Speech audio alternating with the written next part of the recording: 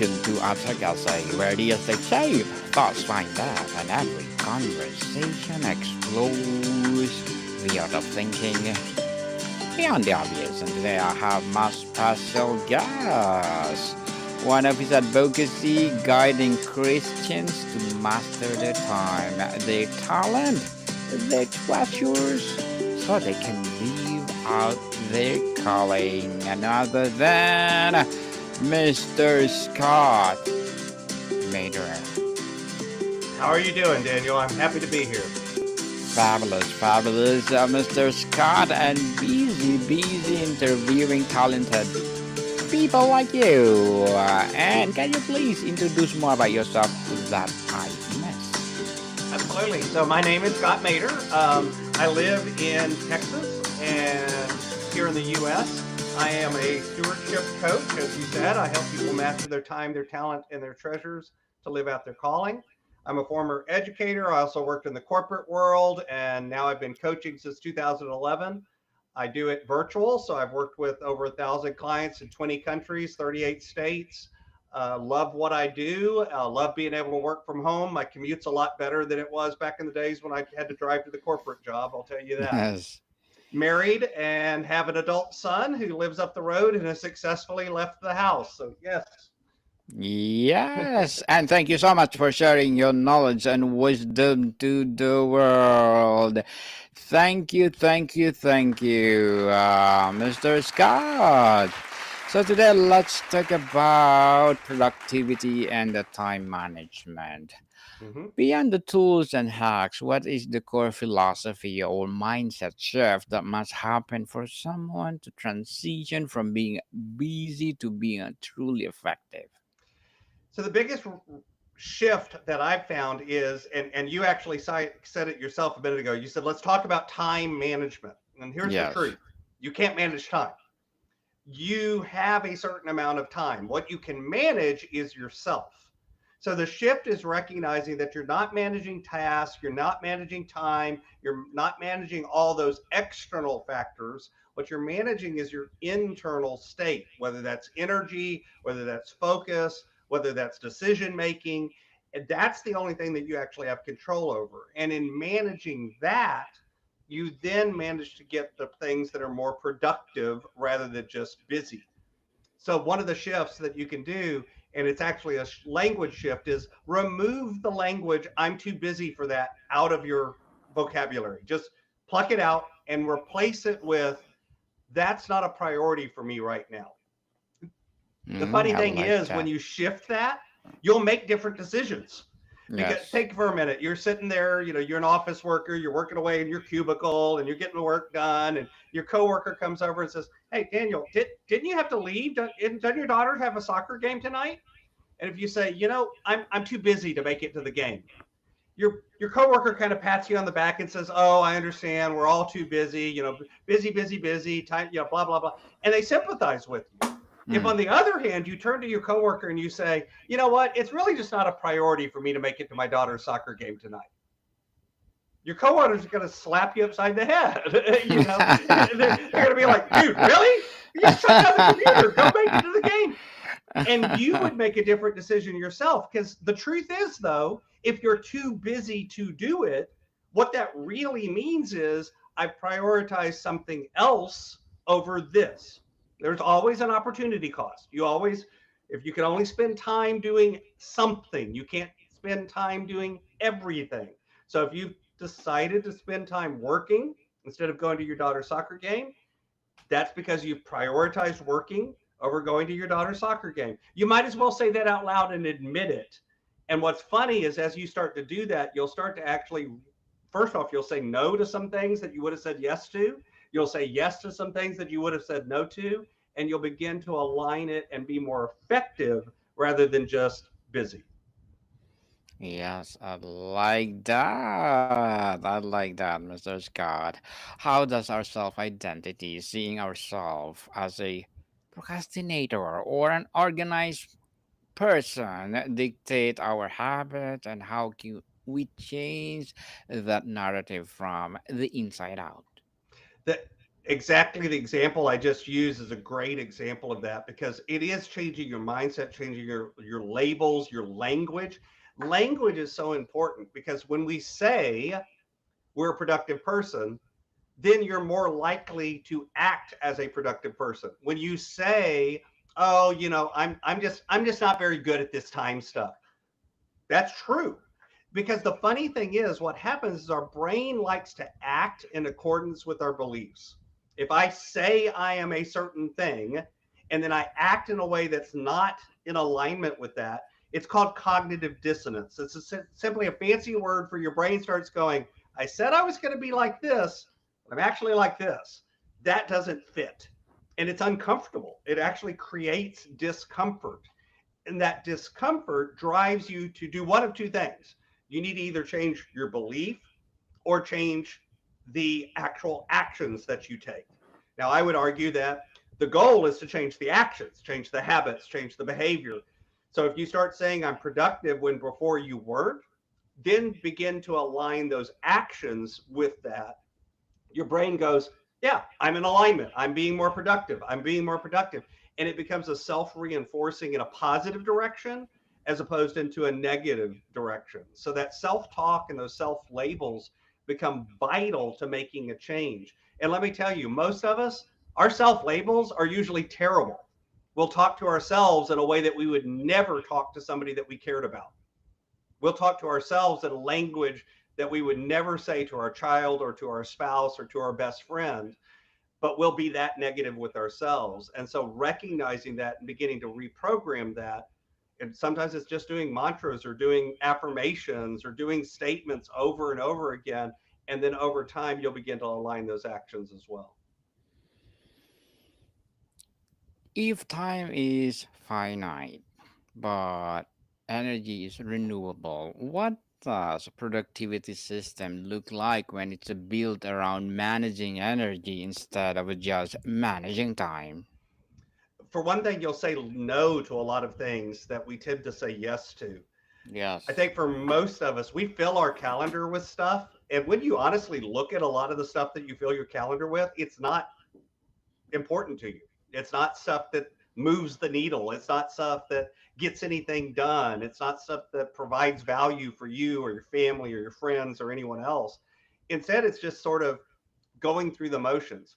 So I use this example for the difference between busy and productive. Imagine for a minute that I said, okay, I'm going to hire you, Daniel, I'm going to hire you for $100 a day to go into my backyard. And I've got a pile of rocks on this side of the yard. They're, little pebbles. They're not that big, but there's a bunch of them. And I want you to pick them up one at a time and carry them to the other side of the yard and put them in a new pile. And by the way, if you manage to move all the rocks, I just want you to pick them up from the new pile, carry them back to where the old pile was, and put them down. I'm going to pay you $100 a day to do that. Would you be interested? Definitely. I'm Okay. interested. You'd be interested. Now, Yes. here's the thing. By the way, some people say when I say $100 a day, some people are like, that's not enough. But if I say $1,000 a day, they're like, that's better.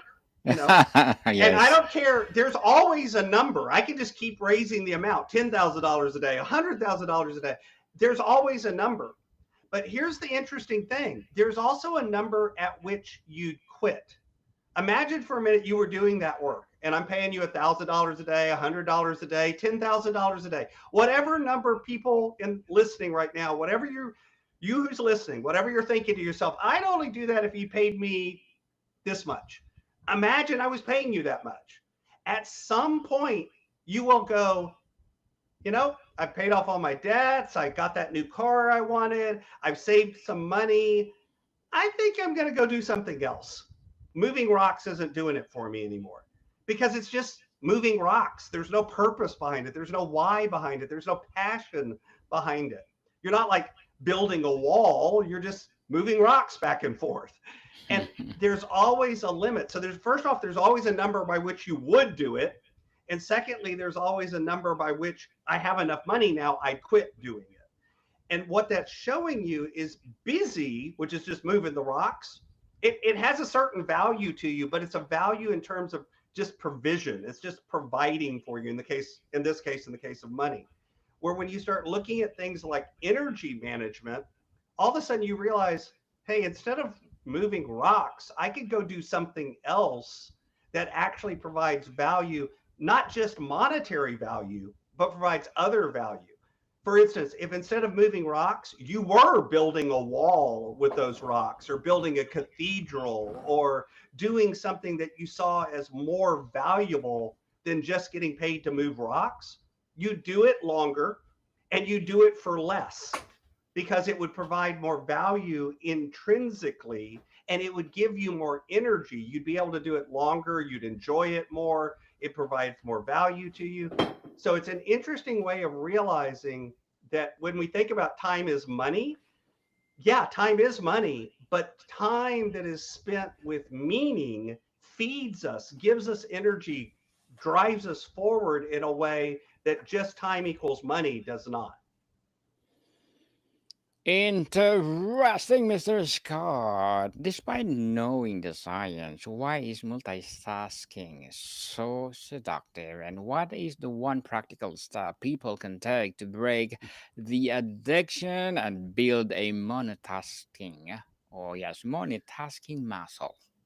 First off, most of us are never going to completely monotask. We're always going to somewhat multitask. That's just Yes. admitting the truth. And part of that is what happens is there's so much coming at you during the day. There's so many different channels of information nowadays. Right now while we're talking, I've got a phone over here, I've got a computer over here. There's all sorts of things that if I let them, they could interrupt me, they could draw my attention. All of a sudden, I'm distracted by something else. And now part of my brain is trying to pay attention to that email that just came in or the notification on my phone or some of those other things that interrupt us.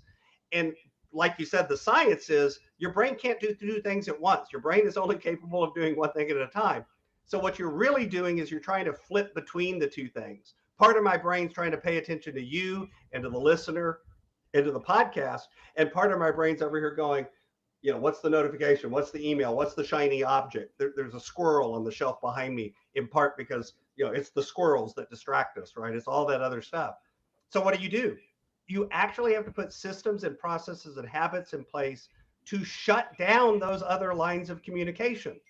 As an example, right now, my email's not open on my computer. I can't be distracted by it because I can't see it. It's out of sight, out of mind. My phone is set up where when I go into a podcast episode or when I'm being interviewed by somebody, I actually put my phone in a mode where there are literally 6 people on the planet where my phone would actually vibrate or beep or make a noise or give me a notification.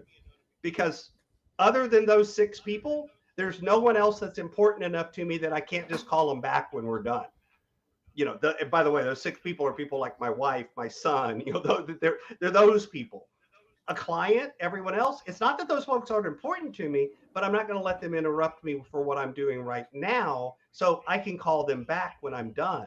You set up walls that guard your attention and your focus every bit as much as you guard your energy and your why and your goals and all of those things to be able to keep your mind from having to constantly flip between tasks. It means you're going to be more efficient, you're going to be more effective, you're going to get more done, and it's going to get done better. Got be done better. And Mr. Scott, we chronically underestimate how long tasks will take. What is your method for creating a realistic daily plan that actually accounts for interruptions, context switching, and human fallibility? So there's 2 factors. One is, like you said, we underestimate tasks. So if it's a Yes. task you've done repeatedly and you've done it 100 times and you kind of know, so like for me, editing a podcast, I've done a lot of podcasts. I've edited tons. I've have over 1,600 episodes of my own podcast. I've done this a lot. I know how long it's going to take me to edit a podcast episode. I can look at my notes from the episode and I can go, okay, that's a 1 hour episode. It's going to take me this long, based on the notes I made, the edits I marked, the things that I know I'm going to have to do. And I can block off that time very accurately. But that's because I've done it over 1,000 times. On the other hand, when it's a brand new task, one I've never got done before, I have no information on the amount of time. What I do is I give it my best estimate. I say, this is how long it's going to take. It's going to take me, 2 hours. And then I multiply that by 3 to 5. If I think it's going to take me 2 hours, I'm going to block off either 6 to 10 hours of actual time to get it done. I'm going to break it up over a couple of days, maybe, because 6 to 10 hours is a pretty significant amount of time. And I'm going to block that amount of time off. Now, maybe I'm going to be pleasantly surprised and I'm going to be right. It's really going to take me 2 hours. And then I'm going to have to, fit some new things into that task time that I've blocked off. That's not a big deal. That's easy to do. It's much easier to fill the time than it is to scramble to find new time. That's why I'm going to multiply it by 3 to 5, block off more time than I think I'm going to need. And by the way, actually research shows that 3 to 5 number turns out to be pretty accurate to how long it really takes you to do something the first time versus your estimate. Science actually shows that it usually is 3 to 5 times as long. So that's where I got those numbers. They're not just made up. The second factor is this. You mentioned too that what happens is we plan our day. We know what's going to happen. We've got this great plan, and then stuff happens. I don't know, a couple of weeks ago when we're recording this, the Amazon AWS servers went down, and all of a sudden Zoom and a whole bunch of technology wasn't working for people. And so I guarantee you, whatever plan you had went right out the window. It's like, that's not going to work because technology wasn't working. Or somebody walks in your office and goes, hey, Daniel, I forgot to tell you yesterday, there's this 3-hour meeting that you have to go to, and it's your boss. So you can't really tell them off. I mean, I guess you could, but you wouldn't have to make the meeting then, but you'd have other problems, right? So you've got things that are unplanned or unexpected. Well, given that, admit that up front and put time on your calendar for it. So I actually have a block of time that I put on my plan, my budget of my time or my calendar, whatever name you want to give it. I put it on my plan and I say, you know what? I'm going to give myself about 90 minutes a day, an hour and a half. By the way, I've experimented with different blocks of time. And for me, 90 minutes turns out to be about appropriate. I put it on there and I say, okay, I'm going to put on 90 minutes for UPW. UPW stands for unplanned work. It's just the stuff that comes up during the day. It's the interruptions. It's the I have to jigger things around and move them around because technology didn't work or this didn't work or that happened. It's unplanned work that I've literally planned for the fact that I'm going to have unplanned work. Because guess what? I've discovered every day, I don't know what it's going to be, but I've got something, every day there's something. So why not admit that and put it into your plan up front?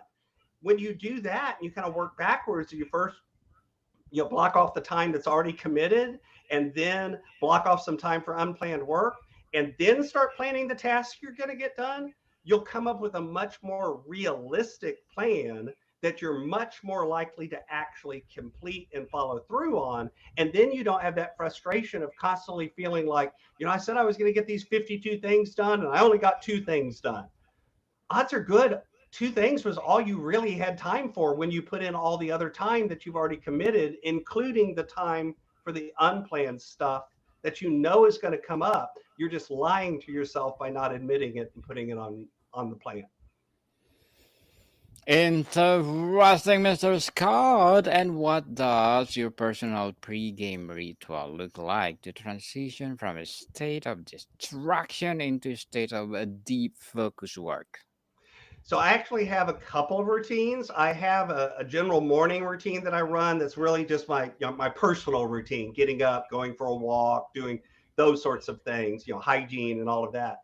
But my work routine is I first check all the modes of communication. So for me, that's email, that's WhatsApp, that's my telephone. There's a few other things. And I look for anything that came in overnight that might need to adjust my plan. See, I actually put my plan together the day before. So at the last thing I do during the day is I put together a plan for tomorrow. Then once I've done that in the morning, I just check to make sure, hey, did anything change?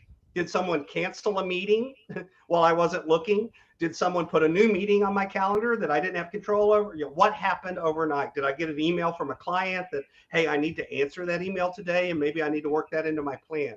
So I make those adjustments. And then I basically begin to work through the list. So I've looked at my task in order of importance. I've already blocked off time on my calendar for things that are fixed in time, like an appointment with a client or this interview, things that are fixed in time and space. I put those down, I blocked those off, and then I've worked the plan around the rest of the available time. Now I've made those adjustments. It's time to begin to exercise on those things. Now, to prevent the interruptions and to create focus, I do things like I close the door to my home office because my wife knows that if my door is closed, it means I'm doing deep focus work. Don't interrupt me.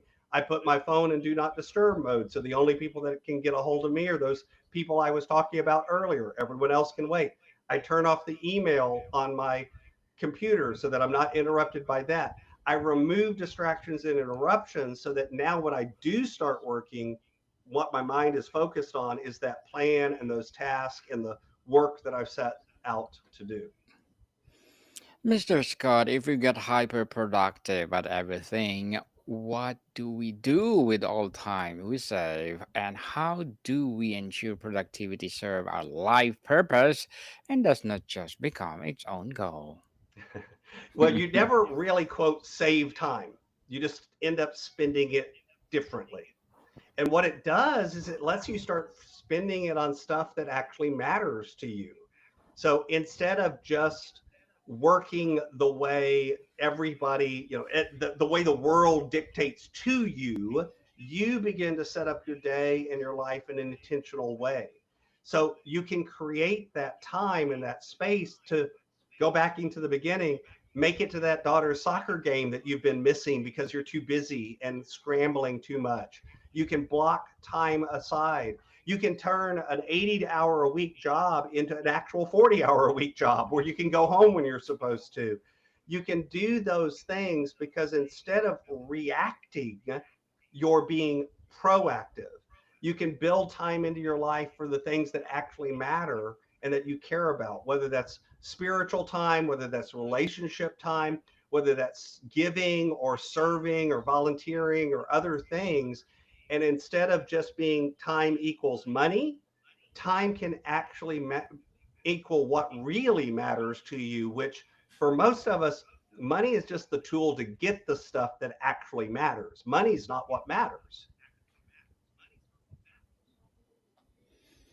Mr. Scott, before we wrap up our discussion for today, I'm inviting you to please do listen to my other podcast, people, because my abstract essay is already in fifth season. Abstract poetry in second season, and my book 101 review in fifth season too. Comedy 101 in second season, and my food 101 in fifth season as well. Geography 101 and love letters, movie 101 review, music 101 are in fourth season. And my baby podcast, Law 101 and Mental Health 101. And of course, my Bible Verses 101 and Science 101 and Sex 101 in its second season. Please listen to them wherever you listen your podcast. So, Mr. Scott, if you could only pass one fundamental principle about productivity at a time management to the next generation, what would it be?